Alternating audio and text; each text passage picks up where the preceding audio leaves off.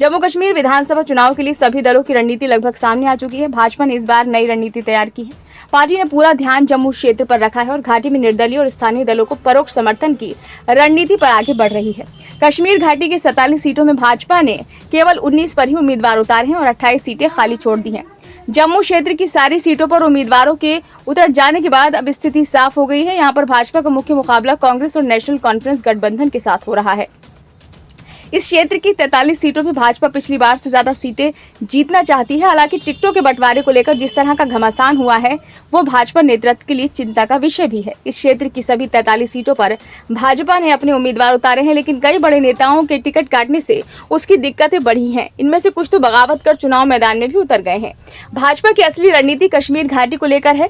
यहाँ उसकी जीत की संभावना बेहद कम है। ऐसे में पार्टी ने घाटी के 47 से 19 सीटों पर ही उम्मीदवार उतारे हैं। इनमें दक्षिण कश्मीर की 16 में से 8, मध्य कश्मीर की 15 में से 6 और उत्तर कश्मीर की 16 में से 5 सीटों पर उम्मीदवार हैं। सूत्रों के अनुसार भाजपा की रणनीति यहां पर निर्दलीय और स्थानीय दलों के उम्मीदवारों पर टिकी हुई है, जो कांग्रेस, एनसी गठबंधन और पीडीपी के खिलाफ चुनाव मैदान में उतरे हुए हैं। हालांकि इस क्षेत्र में भाजपा ने अपने जिन नेताओं को तैयार किया था वो नाराज जरूर हैं।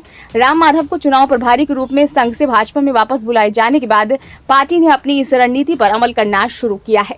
सूत्रों के अनुसार हाल में जेल से बाहर आए इंजीनियर रशीद की अवामी इत्तेहाद पार्टी के साथ सज्जाद लोन, अल्ताफ बुखारी और गुलाम नबी आजाद के उम्मीदवार घाटी की कई सीटों पर प्रभावी हो सकते हैं।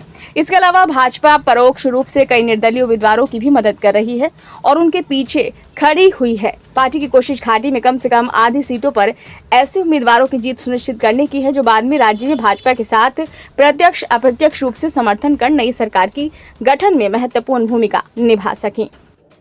ब्यूरो रिपोर्ट, नई दिल्ली।